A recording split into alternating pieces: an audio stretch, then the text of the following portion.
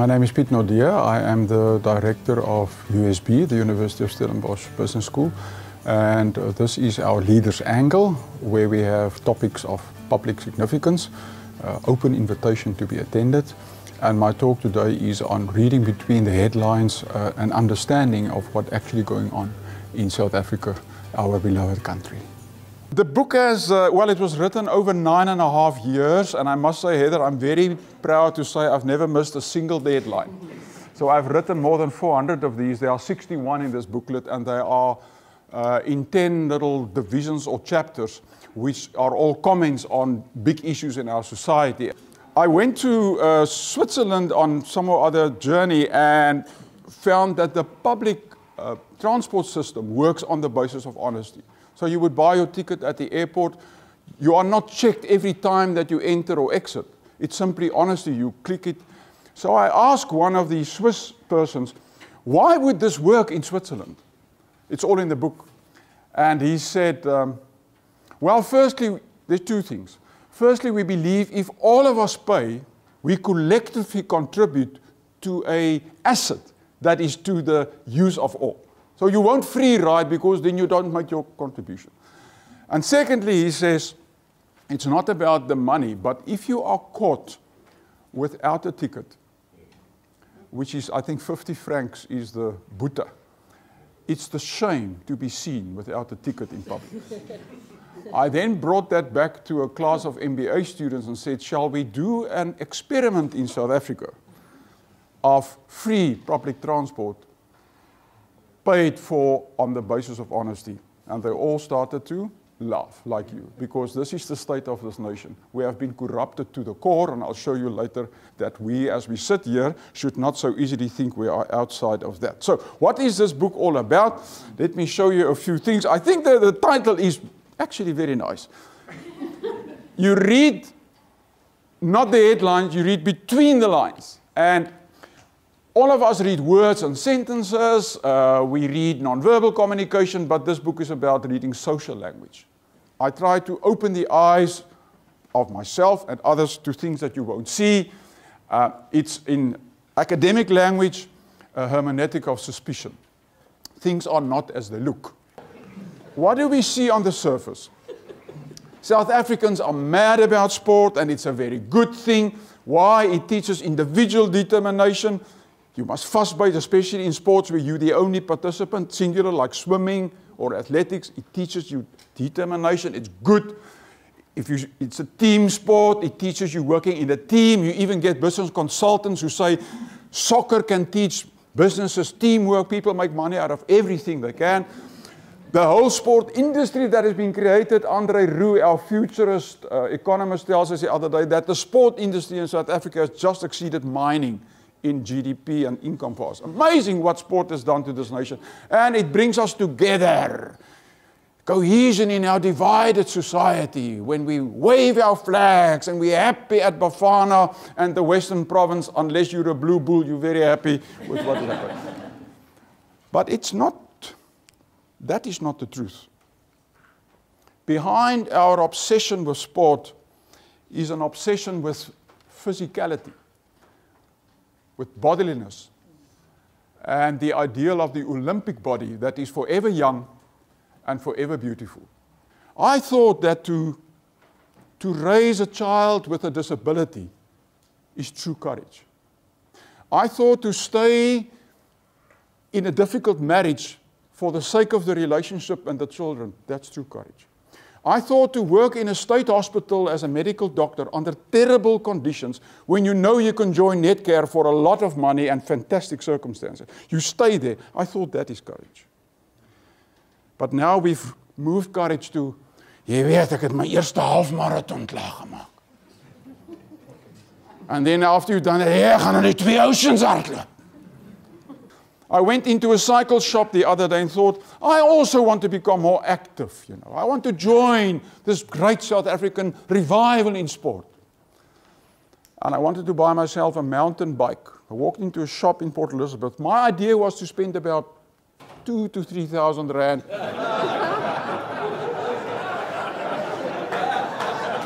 I mean, it doesn't have an engine. He doesn't have an engine, jy moet nog altyd die ding trap. It's crazy. The first bicycle I saw as I came into the shop to the left, 102,000 rand. I almost fainted. I said to the guy, are you crazy? Do you get the shop if you buy this bike? And then suddenly I realized why sport is so popular. It is because it's popular with the middle classes and the elite. It's a way to state your social status in society on your 100,000 bike, 5 o'clock in the morning, with a little light flashing at the back, while your children want you to see them off to school. You are busy with your shellfish lifestyle, practicing for the next Ironman. And then my child, who's a dietitian, tells me that the figures on obesity is shooting up. Despite all the hype around sport, we are not actually increasing health. The reason is simple. It's for a small elite. The rest of us are getting fatter and lazier as we watch the TV. So let us look at shopping malls. Oh my word.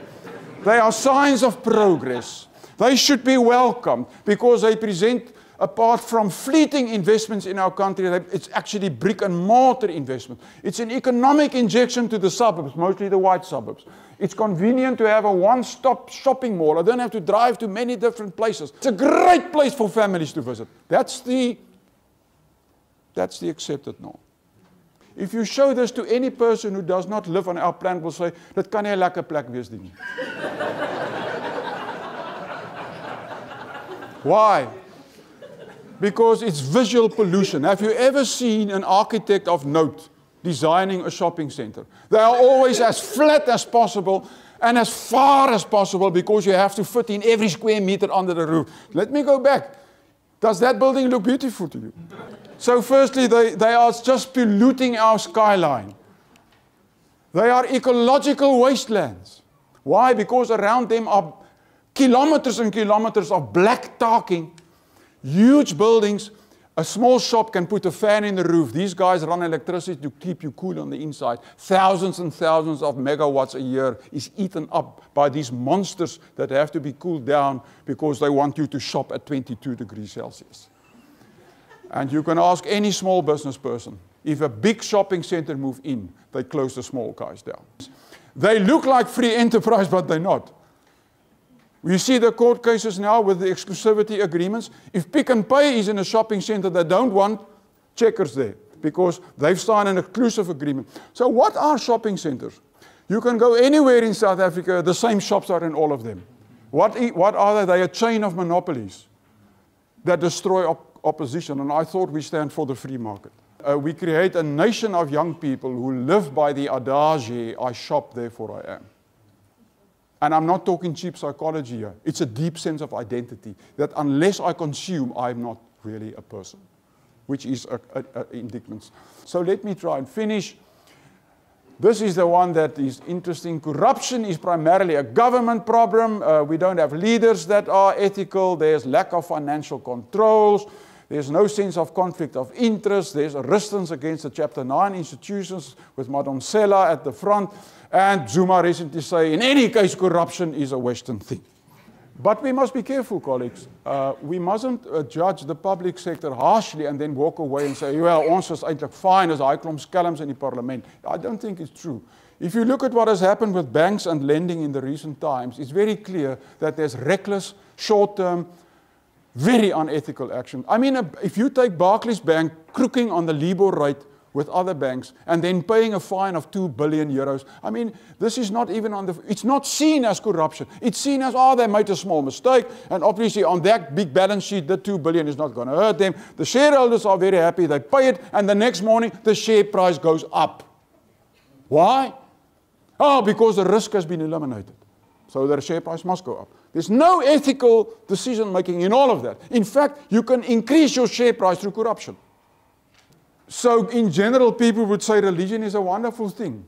Like all human systems, religion can also be misused. And the best examples, they are so easy to pick, is obviously our venerable ANC, who have now developed their own secular political theology. And it is based on 4 doctrines, not 12 like the Apostolicum, only 4. And the 4 rules on which they built their faith is, number 1, we will rule until Jesus comes.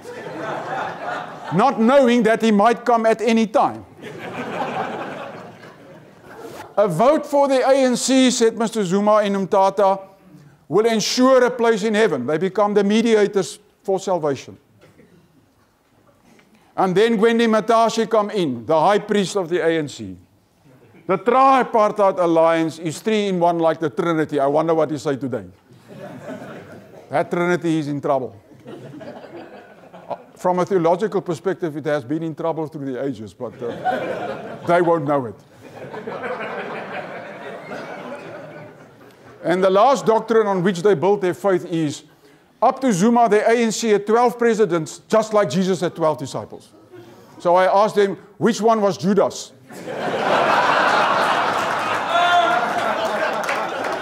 And I'm sure I know him.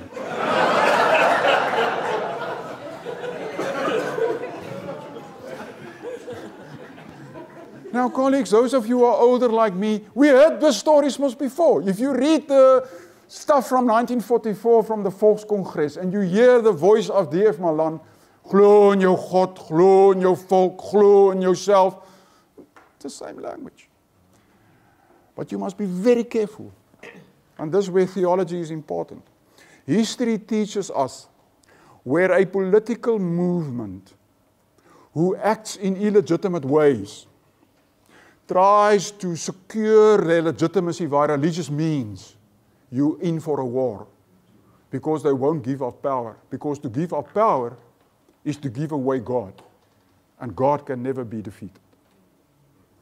Whenever politicians, not only the ANC, but also others, whenever they try to use God, be aware of secular theologies. It's bad dogmatics and it's terrible politics. Be very careful. You might think, after listening to me, that this book is doom and gloom. It's not. The book is simply to unsettle us so that we can see the full reality of this nation and not be misled by thinking that what we see is what is the truth. This is what the book is about. But I have great hope, and I think there's 3 issues, and now this can be an hour, but I do it in 2 minutes. Education, which is absolutely crucial. An active civil society, that includes a free press and so forth, absolutely crucial. And obviously, we still have this Mandela legacy that I think we can sustain. I'd like to read you what I wrote about Mandela sitting in a hotel room in Sweden and watching his funeral on British TV, the BBC. I look at the C-130 and think back on the military conscription days when those very planes would carry thousands of young white men and military equipment up and down to Namibia. They were needed to fight, so it was portrayed, against an advancing communism backed by Russia and Cuba. The flossies, as they were called, always flew back the coffins of these young men, rarely over 18 years of age, who died somewhere on the border. Their remains were also draped in the national flag, though a different one. I look at the fighter jets that now accompany Mandela on his last journey south. Those very jets and their predecessor models were used in airstrikes as far north as the outskirts of Rwanda. Now they are on a peace mission. They are not needed for defense or attack. They are merely ceremonial. The military role has become an aesthetic one. Today the C-130 can land at Umtata Airport, built for the homeland government, but now an ordinary part of our one republic. The procession can move past the old Transkei University, now named after a fellow stalwart and Madiba's closest friend, Walter Sisulu. It will move up the newly named Nelson Mandela Drive and then onward to Qunu. The herd boy and son of a chief, the leader of the ANC, the first black president of a united South Africa, a statesman with global impact, but also a father and a husband, has finally come home. So life comes full circle for him and for us. Thank you very much. Appreciate it.